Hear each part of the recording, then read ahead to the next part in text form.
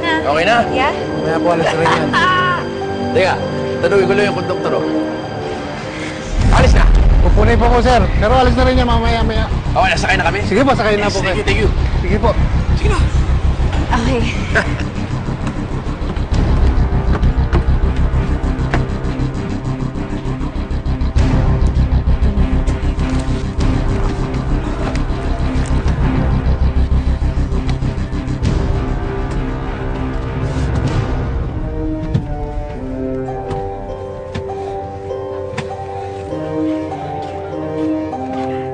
Brad, palis na ho ba? Masyado ka yata excited. Siyempre, sino ba naman hindi may excited? Kasama ko ng babae na nakakapa.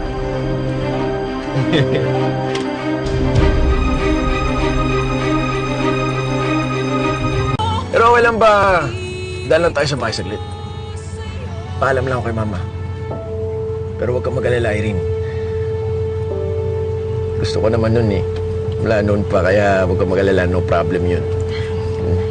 Botong-boto yun sa'yo. Sana nga. Basta. Ang importante ngayon, mag-uumpisa na tayo ng panibagong buhay natin. Mula ngayon, wala na makakapag-iwalay pa sa atin. Habang buhay na yan. Tara na!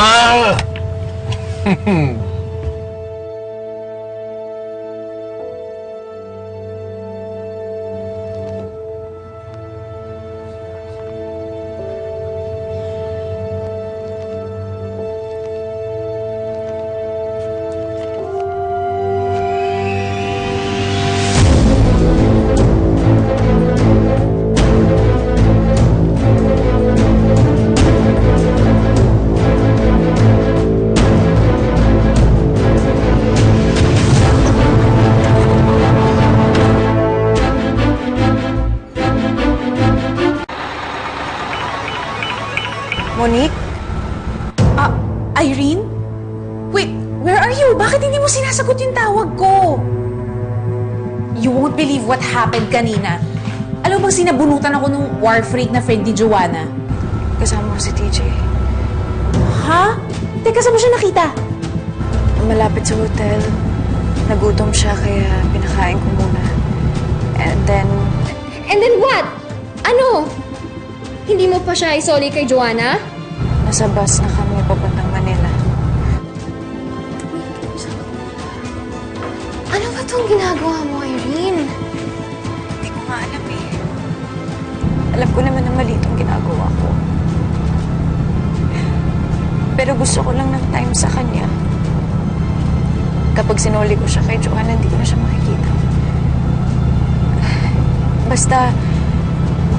Basta iwasan mo lang sila, ha? Tsaka huwag mo sabihin sa kanila na nakausap mo ako. Eh, hindi, teka. Irene? Irene? Ba't parang... Irene! Wala, ina ba?